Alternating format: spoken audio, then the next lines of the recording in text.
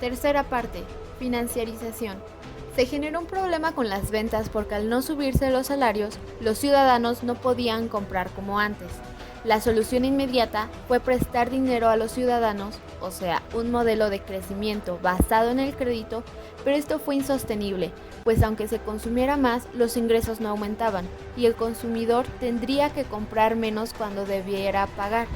La segunda solución fue desregular el crédito, igual que en la crisis del 29, solo que ahora consideraban las acciones seguras, pero las grandes industrias se habían convertido para entonces en banqueros, porque era más rentable que producir. Durante este tiempo, China había ahorrado y prestado dinero a Estados Unidos, así se convirtió en un grande de la industria y además acreedor de Estados Unidos. La cuarta fase inicia con el hundimiento del sistema y el rescate a bancos. El crédito se había convertido en un espejismo de activos tóxicos incobrables. Por ende, los estados tuvieron que rescatar económicamente a los bancos, antes que reconocer que el equipo de cliente, trabajador y ciudadano era el motor de la economía.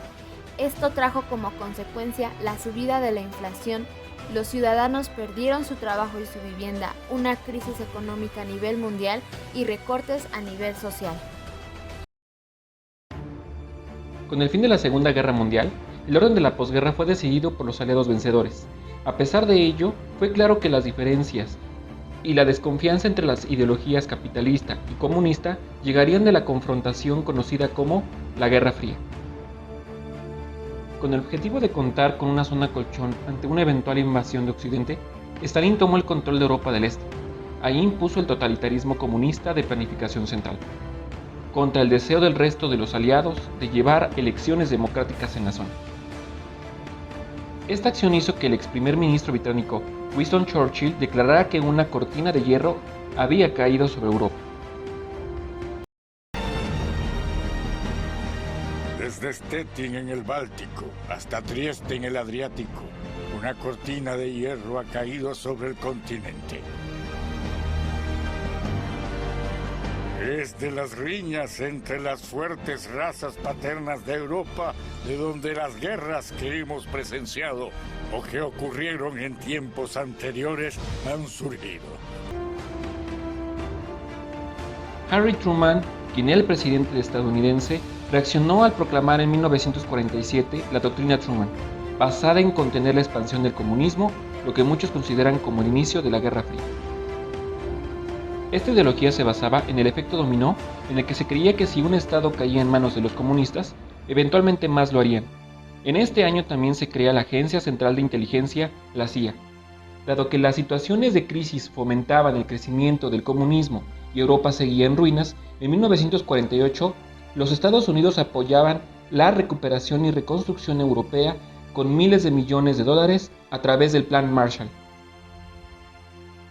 Para tratar de acabar con la influencia de Occidente en Berlín, que estaba en medio de la zona de ocupación soviética y que también había sido dividida en 4 zonas, en 1948 Stalin ordenó el bloqueo de Berlín Occidental con el cierre de las vías de acceso a las ciudades de Occidente. Con el fin de evitar un conflicto bélico, los estadounidenses y británicos respondieron con el puente aéreo para que los berlineses de Occidente contaran con suministros a pesar del bloqueo.